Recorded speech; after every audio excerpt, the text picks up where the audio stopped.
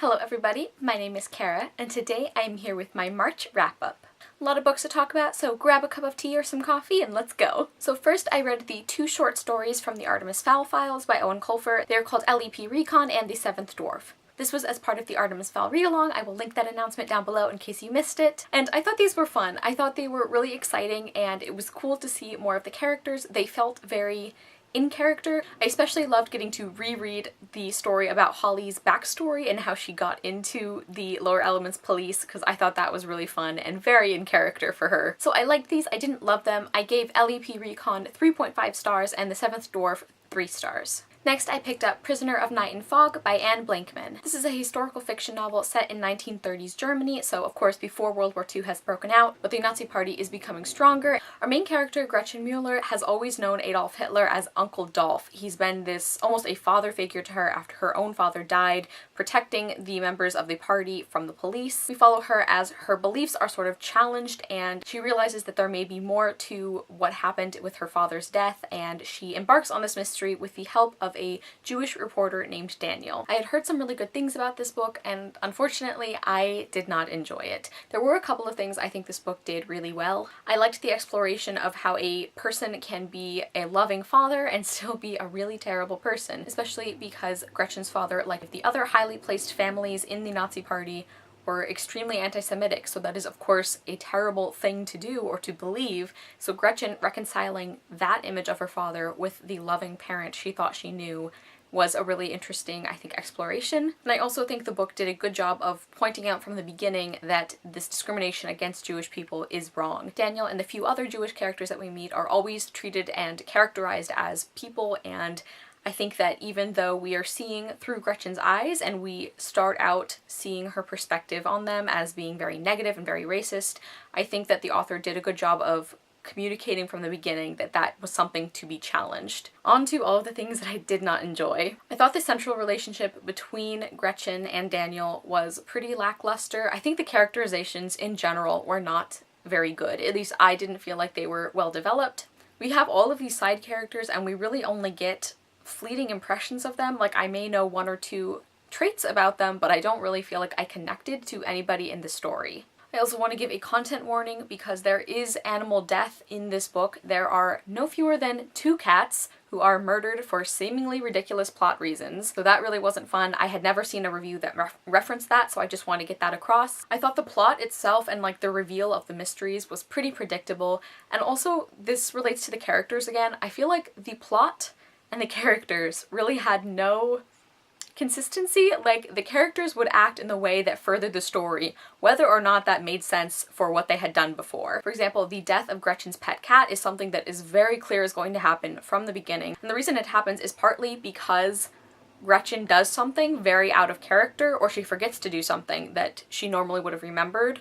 And not to say that it's her fault, because obviously the person who killed the animal is the one to blame, but that's just an example of how the plot and characterizations would pretty much change to accommodate each other at the drop of a hat. Ultimately, I did not enjoy this book and I gave it 2 stars. Next, I picked up Heart's Blood by Juliet Marillier. This was for the Irish Readathon Challenge to read a book with green on the cover. This is a Beauty and the Beast retelling that is set in medieval Ireland, I think, and we have some of the standard curse elements, and our main character, Katrine, is a scribe who comes to this place called Whistling Tor, which is the castle, and she has heard strange and frightening stories about the inhabitants of this castle, including its master, Anluan, and there are all these mysterious secrets about Anluan's past, and there is some really dark magic at work here, and Katrine decides that she has to try and get to the bottom of it. I'm not going to go into too much detail because I did a full wrap-up of this book in my 5-star TBR predictions wrap-up, which I will link down below, but I did enjoy quite a bit about this book. There's some things at the end that dragged it down a little bit for me, but I did like it, I didn't love it, and I will include the picture of my cat helping me read this book because I think it's adorable. The next book I finished was The Thieves of Ostia by Caroline Lawrence. This is a recommendation from Manal and her books. I will link her channel down below. I love her. You guys should definitely check her out. And this is one of her favorite series of all time. She talks about it quite a bit. So the main story is a group of children who decide to solve the mystery of why some dogs along their street are being killed. So animal death warning again. Though it does warn you in the synopsis, so that's better than Prisoner of Night and Fog. And this group of kids takes it into their own hands and decide that they are going to be the ones to solve this mystery. I really loved the characters in this book. All four of the main, like, children protagonists felt very well developed and very real as children. They were very intelligent, but they also weren't walking around and talking like they were miniature adults, which I really appreciated. This book is also incredibly diverse in terms of its cast of characters. There's a black character, a mute character, and a Jewish character, just to name a few, and they were all treated with equal importance. And going along with that, I really appreciated how Caroline Lawrence didn't sugarcoat anything in this world. There is discussion of slave markets and how horrible they were. There is discussion of religious persecution. There are some really dark moments in this book, actually. It's still an overall fun and lighthearted book, but that doesn't come at the expense of realism, which I really liked. And finally, the mystery element. I did figure out who the killer was, but I still really enjoyed the journey getting there, because one of my favorite elements about this book was the unique methods of these sort of amateur children detectives. I thought it was really clever how they, rather than acting like they were adults and trying to get things done as if they were grown-ups, they really used the fact that they were children and that people wouldn't expect them to do these sorts of things in really interesting ways. You know, they would pretend they were on a play date, or they would wheedle information out of someone by being cute and harmless looking. I really thought that was cool, and I think that helped make the mystery elements really fun, even if you can predict some of the twists and turns. Overall, I really enjoyed this book. I am definitely going to continue the series, and I gave it 4 stars. Next, I finished Tess of the Road by Rachel Hartman as part of National Women's History Month.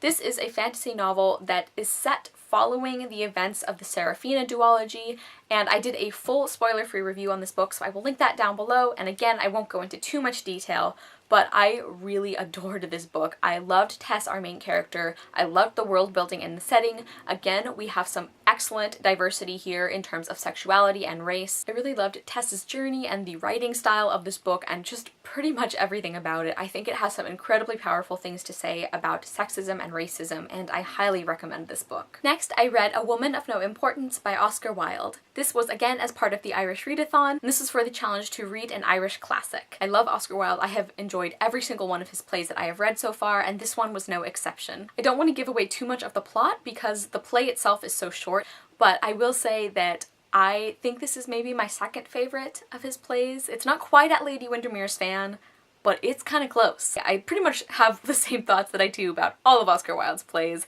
and that is fantastic characters, excellent, clever, witty dialogue, and some surprisingly poignant moments during the play. Oscar Wilde once again tackles some of the horrifying double standards between men and women and their treatment in society. This is a fantastic play. It's funny with a bite to it. I would highly recommend it, and I gave it 5 stars. And I also did a full recommendations and kind of overview of Oscar Wilde, so I will link that video down below as well. Next, I read books 1 and 2 in the Artemis Fowl series, Artemis Fowl and the Arctic Incident, both by Owen Colfer. So we follow the main character Artemis Fowl, who is a child genius, and at the beginning of the first book decides to kidnap a fairy and hold them for ransom for reasons that we're not quite sure about at the beginning. I really loved both of these. This is one of my favorite series, so getting to reread it again for the Artemis Fowl read-along has really been a treat.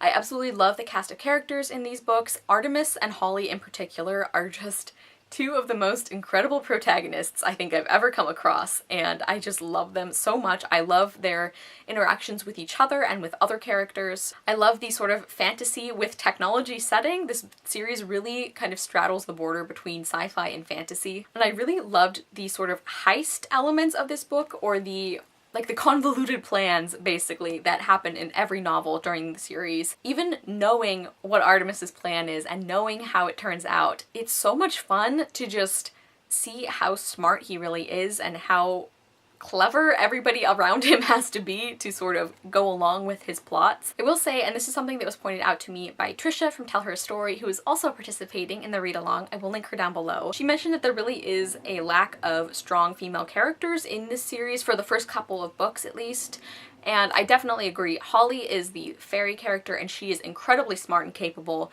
but there really aren't that many other female characters, and there definitely aren't many that are fully developed or even just competent characters in these first couple of books. I do remember that that gets a lot better as the series goes on, but that is something to keep in mind. That aside, I did really enjoy both of these books, and I gave both Artemis Fowl and the Arctic Incident 5 out of 5 stars. Next, I picked up Siege and Storm, the second book in the Grisha trilogy by Leigh Bardugo.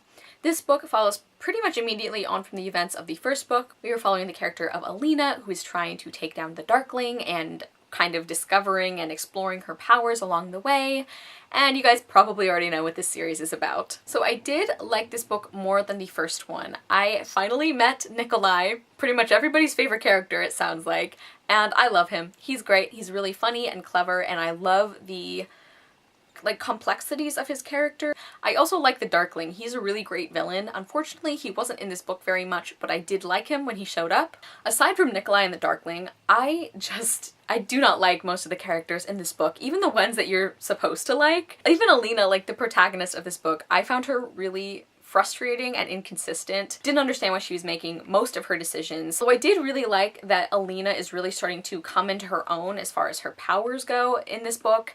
Sort of. I mean, there's some setbacks with that too that were really annoying, but I do like that she's becoming a more capable character. I don't really like the way that the other female characters were handled in this book. Like Zoya and Genya. I kept hoping that there would be more from both of them, especially Zoya, because she's pretty much just been like, oh, she's the pretty bitch. Like that's pretty much been the extent of her characterization for like the previous book and this book. I thought that she actually had some potential to be kind of an interesting foil to Alina, and it seems like we might be setting up for a more well-rounded view of those two characters, Zoya especially, so I am excited for that. And I also didn't really enjoy the plot of this book. I feel like nothing really happens, and then the things that do happen are sort of negated like 40 pages later. I could see the rating from the first two books sort of shifting as I like sit on them a little while and kind of consider how I feel about the books versus like my expectations, you know, if I'm judging based off of how much I thought I would love them. I gave Siege and Storm 2.5 stars, and I do plan on doing a full series review when I finish Ruin and Rising, the third book. Next, I picked up Asking For It by Louise O'Neill, and this was for 2 Irish Readathon challenges to read a book published by an Irish author in the last 10 years,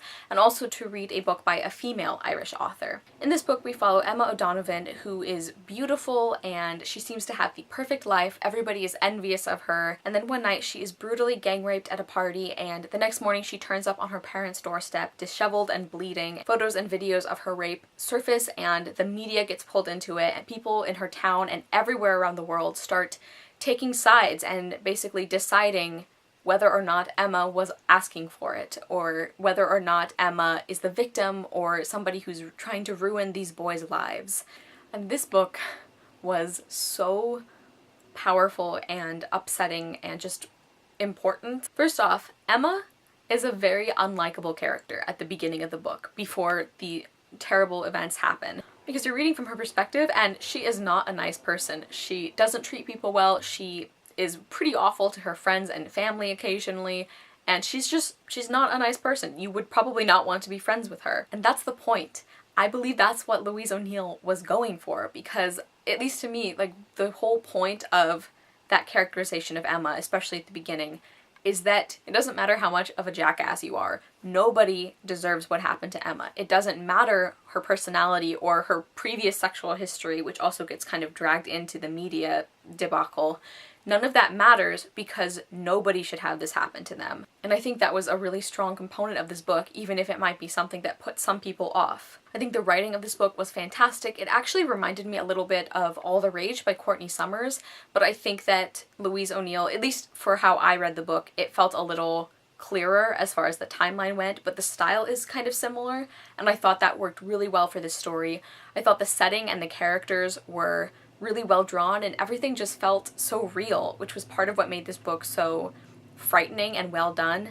The ending of this book is horribly depressing, but it's very realistic. And I also think Louise O'Neill did a great job of showing the way that the legal system in Ireland works when it's confronted with these kinds of cases, because of course I know a little bit about how the US system handles or doesn't handle those cases because I live in America, but I didn't know that much about the Irish legal system. And especially, I think there's a statistic in this book where it's like less than 1% conviction rate for sexual assault cases in Ireland, which is terrifying. And things like that that I didn't know, and I think it's really important to have a global view of how these issues are handled rather than just knowing about kind of your country or your area. I highly recommend this book. It's definitely not an easy one to read, but I do think this is a really important story, and I think Louise O'Neill handled it phenomenally. And I gave Asking for It 5 stars. Next, I picked up Dragonflight by Jessica Day George. This is the sequel to Dragon Slippers, and basically after the events of the first book, our main character Creel is pretty happy with life until some things start going wrong with the dragons in other countries. So she and a couple of her friends kind of set off on this adventure to figure out what is going on and to try and bring peace to her kingdom and to the dragons as well. I really enjoyed this book, even more than the first one.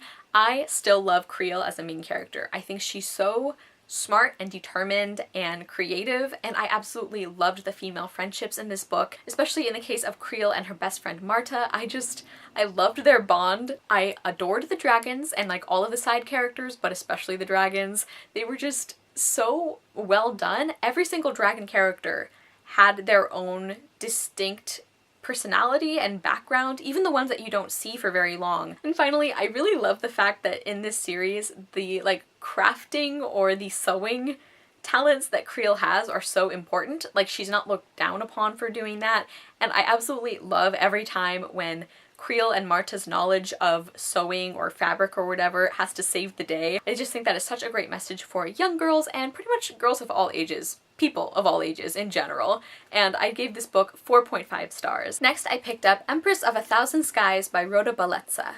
This is a sci-fi, basically space opera. We're following two main characters. One of them is Rhi, the crown princess of one of these planets, and she's basically set on a revenge quest and trying to take back her throne. And then our other main character, Alyosha, is a member of the race or species of a particular planet that is looked down upon by basically every civilization in the galaxy. There's a distinct hierarchy of all of these human and alien races, and Alyosha is one of the ones at the bottom. He has actually been framed for the murder of Rhi, the crown princess, so he is on the run trying to prove himself innocent, and he kind of gets caught up in all of this political intrigue along the way. So first off, I did really love the diversity and sort of the messages that this book had. I think this book has some really great things to say about acceptance and people from different backgrounds and working together and respecting each other's differences. I think that is a really powerful thread throughout this story. And I believe that Rhi's planet is Asian inspired, and I believe that is an own voices aspect of this book from what I've heard and been able to find online, which was also really great to see. So I liked the messages of this book, but I felt like the execution lacked quite a bit. I felt like none of the characters were very well developed. There were a couple of side characters that I did really like, including one cute little robot named Fowl. I loved him. I felt like the plot and the world building of this book were really confusing. There was either way too much detail or no detail at all. It just felt like a very vague kind of space world. And I also didn't like the writing style of this book at all. There's so many unnecessary metaphors and like weird similes, like 2 or 3 to a page, to compare something to a situation that didn't actually need an explanation. It would be things like, he stared into her eyes as if he were trying to translate a novel in the back of her pupils, or something like that. It was just so unnecessary. It was like, I already know he's staring at her. Like, you don't need to tell me exactly how he's staring at her. And I gave Empress of a Thousand Skies 2.5 stars. Next, I picked up The Nowhere Girls by Amy Reed, and this was also for part of National Women's History Month. This book follows a trio of girls who decide to stand up and start a kind of feminist revolution because of something that happened a while ago at their school. A girl was brutally raped by a group of boys, and when she went to the police about it, nobody in the town believed her, and they basically ran her out of town. And we follow them as they get this movement started and try and get justice for this girl and make sure that this kind of thing can't happen anymore. The characters were really well developed. I loved all 3 of the main girls. The female friendships in this novel are fantastic as well. And I also want to mention how diverse this book is. We have one main character who has Asperger's, one main character who is Latinx and a lesbian, and another main character who is plus-sized. And I have been looking for Own Voices reviews for any of those aspects, and I haven't been able to find any of them. If you guys know of any, please let me know, and I will link those down below. There are also some great discussions of religion and family and sort of responsibility to the people you care about, and I really, really enjoyed how Amy Reed handled all of those. Nothing ever felt like shoehorned in or like it wasn't given the proper time it needed. I really liked the writing of this book, and I really liked the fact that though there are some inklings of romantic relationships, none of it ever overtook the plot. And actually, of the three sort of possible relationships we get, the one that is actually confirmed is the one between two women, which is not something that you see a lot of in fiction. I do think this book was a little bit less realistic than one like Asking for It, for example, but that's sort of a plus-minus situation because it did make it a more enjoyable reading experience, because Asking for It is a fantastic book, but you definitely feel drained at the end of it. And even though this book has some parts of it that are really, really difficult to read because of how realistic it is, especially with the men's rights kind of activists or whatever, I think that overall this book has a more positive outlook. There are only a couple of things that I didn't like about this book or that I felt could have been done better, and one of them is an exception to the great diversity of this book that I mentioned earlier.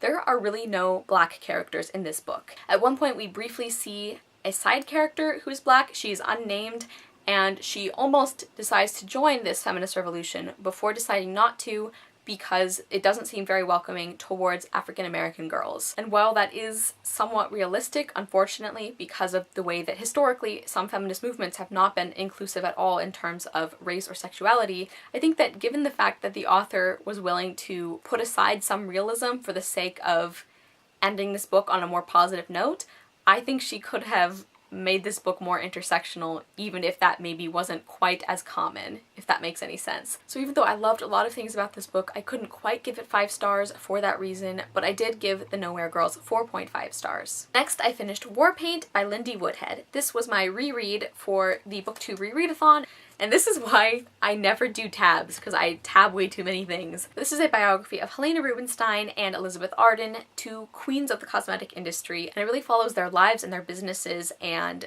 basically how they got to where they were, and what they accomplished for the beauty industry and what they accomplished for especially women in the beauty industry, or in any industry really. I did really enjoy this book. I think you get a very clear picture of these two women's personalities, and I think that Lindy Woodhead did a great job of balancing the two narratives very well. I think for the most part she was really good about drawing conclusions that were well supported by the research and the evidence she had, and one of my favorite things about this book were the crazy little side stories you get about people in the industry or just people from Helena Rubinstein or Elizabeth Arden's personal life. I didn't give this quite as high of a rating my second time because I noticed some issues that I didn't really pick up on the first time I read this book.